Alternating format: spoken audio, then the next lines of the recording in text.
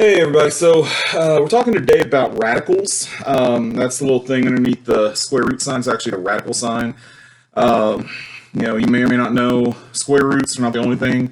There are also third roots and fourth roots and fifth roots and, God forbid, nth roots. We get to those at some point in time.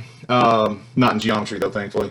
So in this class, we have something we're about to start with special right triangles, where you're going to have to know what to do with radicals, how they work when you multiply them, how they work when you divide them, and occasionally how to add or subtract them. Very rarely to add and subtract. So here's the thing. We got to talk about how you talk about them, what they mean, and how basically all these little operations work. With these 19 problems that are on this paper, I have given you every single thing, I believe, every type of problem that you're going to run into for this next unit. So if you have this paper, you should know what to do in just about every given situation. Okay? If you have a number being multiplied by a radical, okay? Thing is, we want our answers to be exact. Okay? If we type this in a calculator, we'll get a decimal, and you'll have to cut it off, and it won't be exact. But if we leave these in terms of radicals, then it will be. Okay? So 6 times the square root of 2 is just 6 square roots of 2. That's all it is. It's like saying 5 times x. Well, that would be 5x. Now, this can be read as 6 square roots of 2. It could be read as 6 times the square root of 2. Or it could be said 6 on the square root of 2. My geometry teacher when I was in high school, a man named Mr. Cole, not the same one that works here, obviously, but he always used 6 on the square root of 2. And so that's usually what I use. But any one of those is acceptable. All right, so on this one, 6 times the square root of 3 is just 6 on the square root of 3, or 6 square roots of 3, or however you want to say that. Sorry, my 6 looks kind of bad. All right, over here, 5 square roots of 2 times 2. Thing is, guys, you only multiply the number times the number and a radical times a radical. Well, we don't have a radical. The number times the number is 10. 5 times 2 is 10, and then square root of 2 just stays square root of 2. That's it. So instead of 5 square roots of 2, if you have 2 sets of 5 square roots of 2, you have 10 square roots of 2. All right, now we come to this one. You multiply the number times the number, which there's not another number, so it's just 7. Really, the number is 1 right there. 7 times 1 is 7. Square root of 2 times square root of 2 is square root of 4. Here's the thing, though. We know what the square root of 4 is, right? Think back. Square root of 4 is 2. So this is saying 7 times the square root of 2, or 7 times 2. That answer is 14. That, if you typed it in a calculator, had radical square roots on it, you could get, it would be 14. On one like this, it would be 2 times 5 will be 10. And square root of 2 times square root of 2 is square root of 4.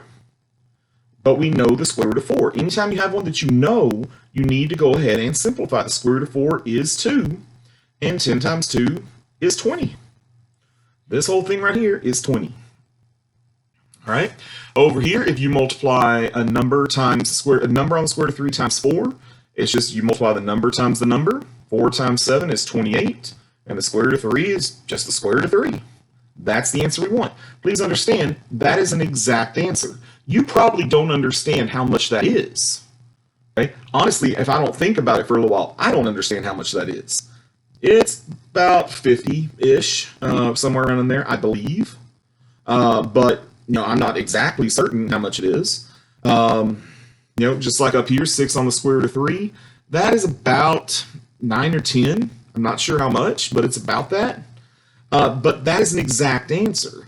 Okay, so we want an exact answer. We don't want a rounded off one. Okay, the only time we deal with rounded off ones is when we're dealing with like a real world situation. We're just dealing with, we're not going to be messing with that this unit, I don't believe. So over here, again, 10 times nothing is going to be 10. Square root of 3 times square root of 3 is square root of 9. But we know the square root of 9. 10 times the square root of 9 is like 10 times 3. That's 30. That whole thing right there is 30. This right here, 9 times 2 would be 18. Square root of 3 times square root of 3 is square root of 9. Again, we know the square root of 9. The square root of 9 is 3. And 18 times 3 is 54. Okay? Division. All right, so here's what I'm going to tell you about division. When it is like this, it is awesome. Because all you have to do is divide the whole number by the whole number, and you get 3, and the radical's already on top, that's your answer. If you have nothing left on the bottom, you're done. God, I love those. Those are nice. Then we have these. 6 on the square root of 2 over the square root of 2. Well, square root of 2 divided by the square root of 2 is 1. The answer to this is just 6. Those two things cancel each other out. And this one, oh man, this is awesome. Square root of 2 over square root of 2 cancel out, and 14 divided by 7 is 2. That's great. But then we have this. So here's the thing. You might look at that and go, oh, that's as simplified as it gets. And a long time ago, that was true. But then some very evil mathematician a long time ago, decided, you know what? Math in high school is too easy. So we're going to make it so that you cannot have a radical on the bottom. That is not simplified, they say. And so that made life a lot harder.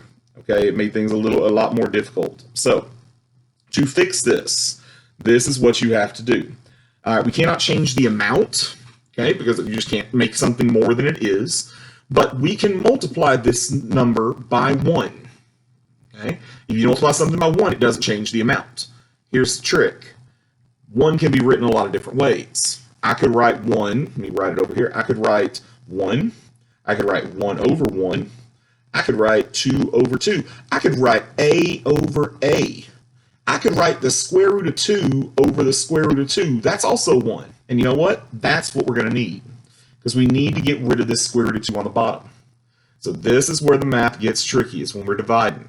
Okay? So when you've got this, you got to do square root of 2 on the top, square root of 2 on the bottom. So let's look at what that does. Again, you multiply straight across. Square root of 2 times square root of 2 will be square root of 4. And 12 times square root of 2 is going to be 12 square root of 2. All right. Now we know the square root of 4 though.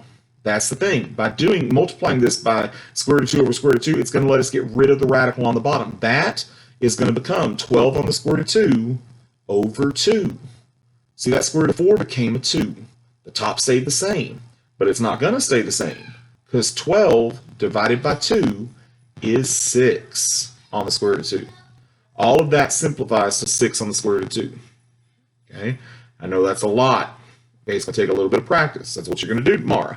You're going to practice this. So let's take a look at this one over here. 9 over the square root of 2. This one is not going to work out quite as nicely, but we're going to do the same thing. You're going to multiply it by the square root of 2 over the square root of 2.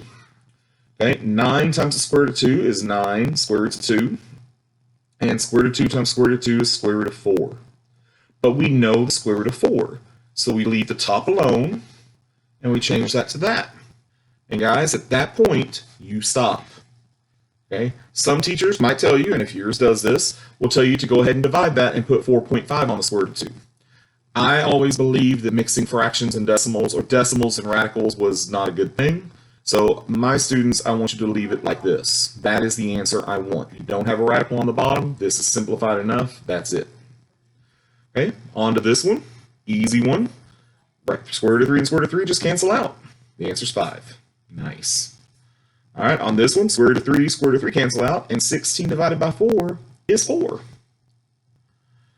Down here, 12 on the square root of 3. Okay, over the square root of 3, excuse me. Again, we have to multiply this. This time we're going to use square root of 3 instead of square root of 2. So square root of 3 over square root of 3, that's how we get rid of the radical on the bottom. So 12 times the square root of 3 is 12 square roots of 3. Square root of 3 times square root of 3 is square root of 9. But we know the square root of 9. It's going to be 12 on the square root of 3. I left the top alone, over 3. But that will simplify. 12 divided by 3 is 4 square roots of 3.